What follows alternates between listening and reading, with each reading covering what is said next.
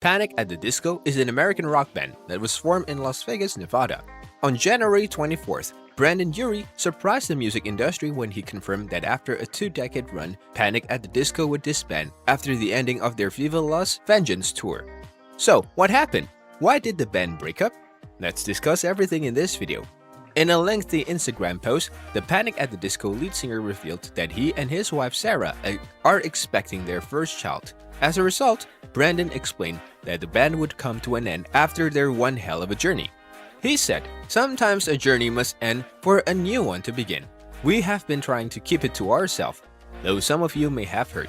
Sarah and I are expecting a baby very soon. The feeling of being a father and getting to see my wife become a mother is both humbling and exciting. I look forward to this next adventure. That said, I am going to bring this chapter of my life to an end and put my focus and energy on my family, and with that, Panic at the Disco will be no more. Thank you for all of your immense support over the years. I am looking forward to seeing everyone in Europe and the UK for one last run together." While many fans shared their disappointment over this shocking news, some people can't stop wondering if Panic at the Disco will ever get back together. As most of us know, many fan-favorite punk rock bands are either getting back together or returning after long breaks, including Paramore, My Chemical Romance, and Fall Out Boys. With that being said, could we actually see Panic at the Disco get back together and return to its roots?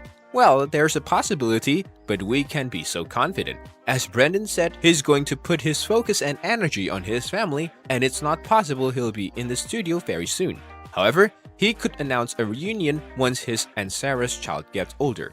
But for now, we must accept the fact that Panic at the Disco is officially no more. Panic at the Disco has been remembered for their catchy music and high-energy performances. However, behind the scenes, the band has been troubled with internal feuds. The band has gone through several changes in lineup since their formations in 2004. The most notable feuds happened in 2009 when two members of the band, Ryan Ross and John Walker, left the group. Ross and Walker had been with Panic at the Disco since its formations and were responsible for the band's early success. Ross was the band's primary songwriter, and his departure was a huge blow to the group. His exit was due to creative differences with the other members, Brendon Urie and Spencer Smith. Before we move ahead, if you're liking this content so far, please consider subscribing and liking this video. Now, let's continue.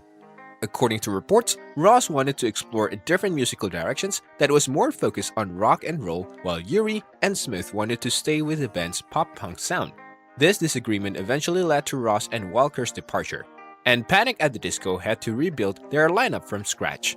The departure of Ross and Walker left a serious void in the band's sound, and their replacements struggled to fill the gap. Despite this, Panic at the Disco continued to release music and tour, and their popularity also remained very high. However, rumors of internal tensions continue to roll around the band.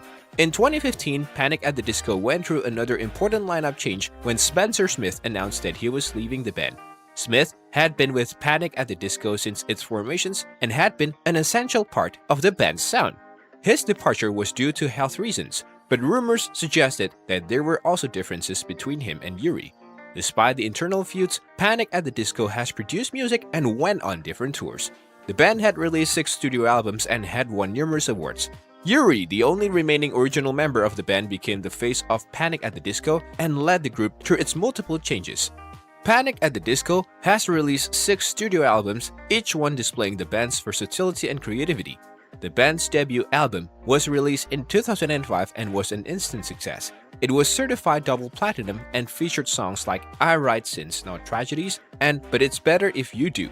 The album's blend of pop-punk, emo, and vaudevillian influences was lauded by fans and critics, and it also cemented the band's place in the music industry. The band continued to evolve its sound, experimenting with different genres and pushing creative boundaries. Their second album, Pretty Odd, was a departure from the electronic influences of its predecessor, featuring a more classic rock-inspired sound. Panic at the Disco's third album, Vices and Virtues, was released in 2011 and marked the return of original member Ryan Ross. The band's fourth album, Too Weird to Live, Too Rare to Die, was another commercial success and included popular tracks like Miss Jackson and This Is Gospel. Panic at the Disco's fifth album, Death of a Bachelor, was released in 2016 and marked a return of the band's pop-punk roots. The band's most recent album, Pray for the Wicked, was released in 2018 and featured a more theatrical and cinematic sound. With each new album, the band continues to push creative boundaries and defy expectations, ensuring that it remains a relevant and influential force in the music industry for years to come. What's your take on Panic at the Disco's disbanding? Tell us in the comment section below. With that being said, it's time to end our today's video. Press the like button and subscribe to our channel for more interesting stuff.